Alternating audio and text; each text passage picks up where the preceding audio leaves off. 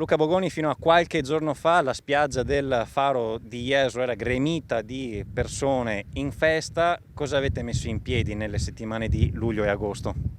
Si è concluso sabato scorso, sabato 6 agosto, l'ultimo degli eventi che abbiamo avuto qui in programma alla spiaggia del Faro di Jesolo, che era appunto DJ Superstar con ospite il DJ internazionale Carl Cox, che ha dato fine, diciamo, a quelli che sono stati i 3 eventi organizzati qui in spiaggia. Siamo partiti il 30 luglio con Random, una festa a caso, ormai dal 2014 uno degli eventi insomma, più rappresentativi dell'estate di Jesolo, il 3 agosto con il concerto di Rama che ha chiuso la rassegna dello Jesolo Suonica Festival e appunto sabato scorso con il DJ set di Carl Cox. A Jesolo Suonica Festival quest'anno si è svolto in 4 date, 3 al Parco Pegaso e la data conclusiva qui alla spiaggia del Faro.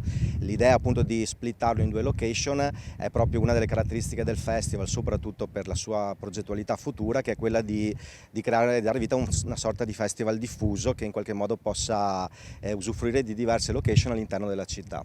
Come sono stati scelti gli artisti da portare sulla spiaggia di Jesolo e sui parchi di Jesolo? Anche qui diciamo che abbiamo dato voce a quello che è il panorama pop contemporaneo, cercando di portare quelle che sono le eccellenze dal nostro punto di vista.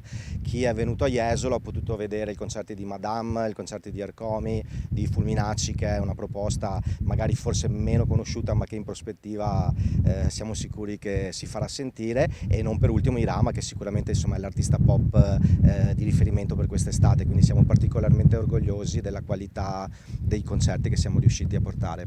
Avete visto tanta voglia di divertirsi?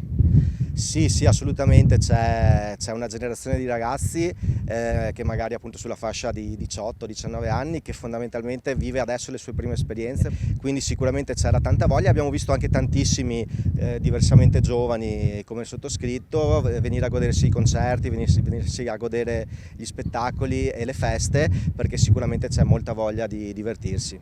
Tanti eventi per tutti i gusti musicali. Quanta gente ha portato sulla spiaggia e sui parchi di Jesolo gli eventi musicali a firma Suonica?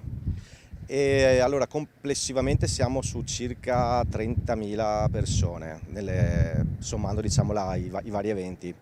Non è stato sottovalutato neanche l'aspetto sicurezza durante questi eventi?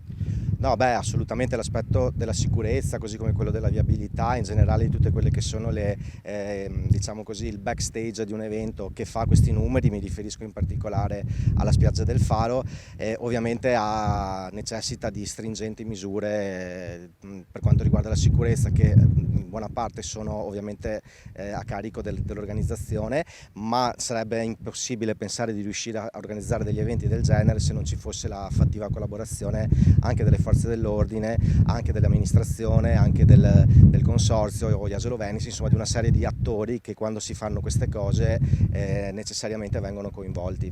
Per l'anno prossimo c'è già qualche idea? Allora, per l'anno prossimo di idee ce ne sono come sempre molte, forse anche troppe, quindi sicuramente insomma ci sono dei buoni presupposti per fare ancora meglio l'estate prossima.